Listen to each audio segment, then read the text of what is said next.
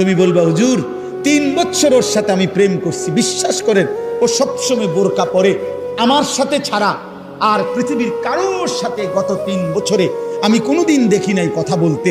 না না যুবক, তোমার লগে যদি কোনো মেয়ে বোরকা পরে কিন্তু বিবাহ বহির্ভূত কথা বলে, সম্পর্ক করে, প্রেম নামে হারাম সম্পর্ক করে, এবেডি যদি মনে রাখো কম বোরকা না আব্বা যদি কম্বলও গাও দেয়, বলে লেপ তুষক গাও দেয় এবেডি, হ্যাঁ খোদার কসম, এরপরেও যদি বিবাহ বহির্ভূত লেপ পরার তুষক গাও দেওয়া আর বোরকা পরাও কোনো মেয়ে যদি কোনো ছেলের সাথে সম্পর্ক রাখে, হারাম সম্পর্ক, ওই মেয়ে দুশ্চরিত্র, ব্যভিচারী, লম্পট, চরিত্রহীন নারী, এটাই স্পষ্ট।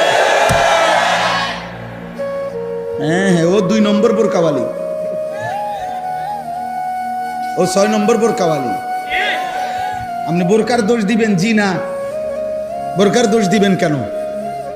বোরকার কোনো দোষ নাই।